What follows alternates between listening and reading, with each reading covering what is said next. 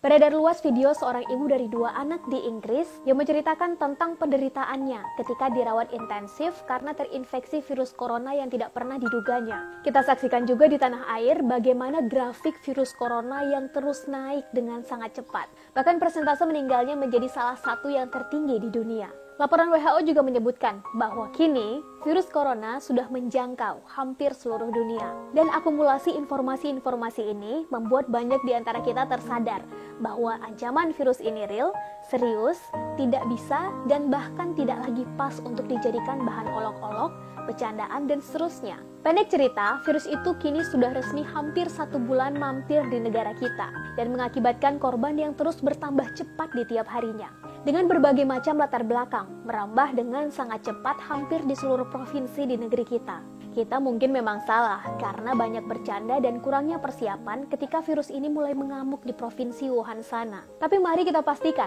kita tidak boleh salah untuk kedua kalinya ketika virus itu sudah sampai ke negeri ini keberadaannya. Maka yang sekarang harus dipikirkan oleh pemerintah dan kita sebagai rakyat adalah apa dan bagaimana solusi terbaiknya.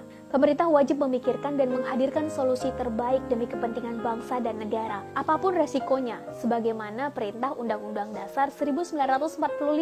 Dan kita sebagai warga negara juga wajib mengikuti garis ketetapan pemerintah dengan sebaik-baiknya. Berkaca pada beberapa negara dalam menghadapi virus ini, maka hanya dengan totalitas dan disiplin tingkat tinggilah yang bisa menekan lajunya penyebaran virus ini. Dan bukan dengan bercanda, kurang terbuka terkait informasi, memberikan saran yang belum teruji secara medis, dan lain-lain. Dan apabila kita perhatikan, kebijakan negara-negara yang mampu menangani virus corona dengan baik, itu memiliki irisan kebijakan yang hampir sama, yaitu mereka menerapkan lockdown, agar virusnya tak semakin meluas dan terbatasi penyebarannya. Opsi lockdown ini di Indonesia juga sebetulnya sudah banyak disuarakan, baik oleh Ikatan Dokter Indonesia, pemerintah daerah, politisi, penggiat seni, influencer, bahkan oleh masyarakat biasa. Namun, yang menjadi masalah, kewenangan lockdown ini hanya ada pada pemerintah pusat. Maju mundur dan perdebatan opsi lockdown di negara kita selama ini utamanya karena terkait pertimbangan ekonomi,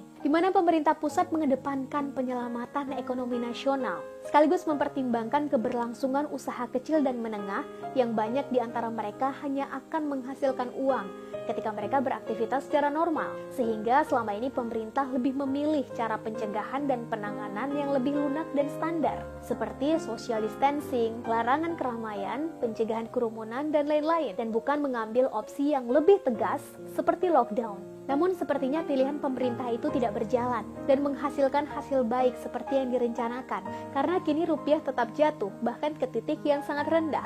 Dan virus corona pun semakin meluas penyebarannya. Ini menunjukkan bahwa kos atau harga yang harus dibayar akan jauh lebih besar lagi ketika opsi lockdown ini terus ditunda, baik kos ekonomi maupun kos keselamatan warga negara. Bahkan bukan tidak mungkin, apabila ini tidak tertangani dengan baik, akan mengakibatkan kos yang lebih besar lagi.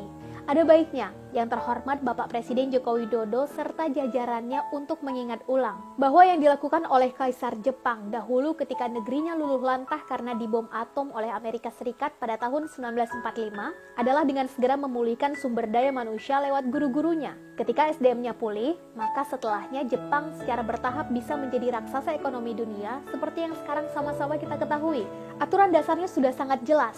Fokus selamatkan dan pulihkan dulu warganya, maka ekonomi akan mengikuti. Karena sebetulnya kunci kepercayaan pasar dan investor terkait penyebaran virus corona itu ada pada strategi penanganan yang baik dan meyakinkan dari pemerintah. Apabila strateginya baik dan meyakinkan dari pemerintah, maka pasar dan investor pun akan teryakinkan dengan sendirinya. Oleh karena itu, Bapak Jokowi dan jajaran yang kami hormati, mohon segera telaah serius opsi lockdown ini.